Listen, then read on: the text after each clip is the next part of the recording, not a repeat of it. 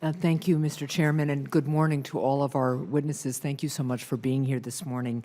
And thank you for shining a light on the importance of the so-called Internet of Things to rural communities. It is clear from your testimony that the Internet of Things will bring major positive changes all across our country, and I'm certainly eager to see the benefits to our society and our economy. And coming from a state with many rural areas that New Hampshire has, I am also very concerned about the broadband issue, that last mile issue, and I wanted to take the opportunity, if you all don't know it, and if my colleagues don't know it, Commissioner Rosenworcel on the FCC has a email address, broadbandfail@fcc.gov, where people can report in their lack of broadband access, because she thinks it's about time, as do I, that we crowdsource this rather than waiting on the census block maps, which are so inaccurate. So I would encourage constituencies everywhere to report in whether they've got broadband or not in certain areas. Towards that end, though, it's not just broadband, it's obviously access and availability of spectrum that is going to be so important as we deploy more and more of the IoT. So I joined with my friend Senator Gardner to introduce the Airwaves Act, which aims not only to get some funding for rural broadband, but also to free up more spectrum. The legislation creates a pipeline of spectrum so that industry has something to rely on as we move forward. So I'd love your comments to the committee on the importance of the availability of spectrum for IoT, as well as the importance of having an abundant supply of both licensed and unlicensed spectrum for these devices to function. And we can start just, Mr. Adcock, and just work right down the line. I don't have an answer to that at this point. I'm sorry. That's fine. Okay. Mr. Armitage? We currently process at Cartosite over 3,000 events per second. Okay. From 34 countries. I can tell you that in the United States, more than 10% of the workers' time is spent outside of coverage areas. Okay. 10%. Yeah. This is an enormous amount of our country that is currently not covered by spectrum, by any cellular coverage at all. Okay. We don't see it when we drive down the nation's highways. We absolutely see it when we drive in these rural areas of the U.S. Okay. So we could provide some very interesting insight as to where that coverage is lacking right now. Thank you. Mr. Hassinger. Senator, I don't have anything further to Okay, thank you.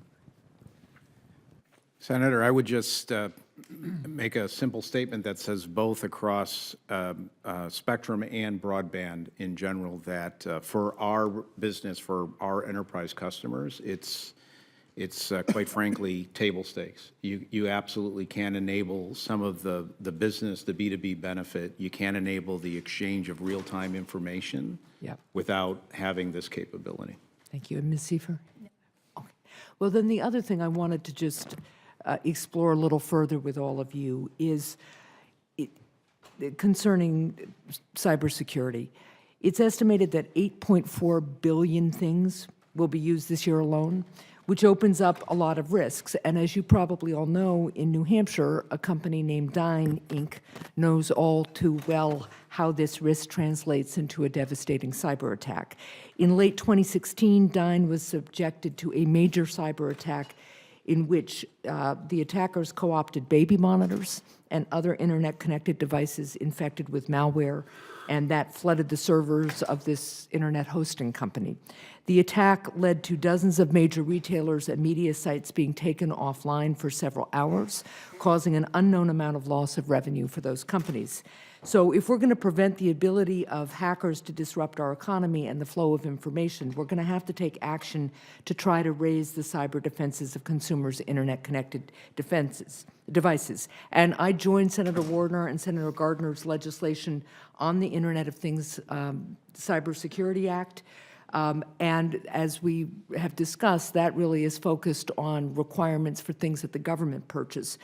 But I would be interested in your thoughts on how we can enhance cybersecurity in the entire Internet of Things market, What's your approach to cybersecurity, and how should the federal government work with the private sector to ensure devices are secure? Ms. Seifert, I'll start with you, and I realize we're short on time, so just quick answers if people can. Just to make sure everyone realizes that the cybersecurity issues also influence broadband adoption. Okay. Because if you are scared, right, because you don't trust the Internet of Things, you're not going to use the Internet of Things. Okay. Thank you. Anyone else, just briefly? Mr. Hassinger. The only thing I would add, Senator, to broaden your question is the actual ownership of the data. Yeah. Speak in our situation, the customer owns the data, and then our responsibility is only to collect it, store it, and transfer it. So the broader part of that is the security, but also the ownership of the data. Thank you. Anyone else? Obviously, being in healthcare security is always a concern, and it's something that we pay a lot of attention to and make sure that we encrypt data on both ends, both in transit and at rest. But again, if the patients aren't comfortable with that cybersecurity and what steps are taken, they're not going to use it. Thank you, and thank you very much, Mr. Chair, for letting me go over. Thank you, Senator Hassan. Senator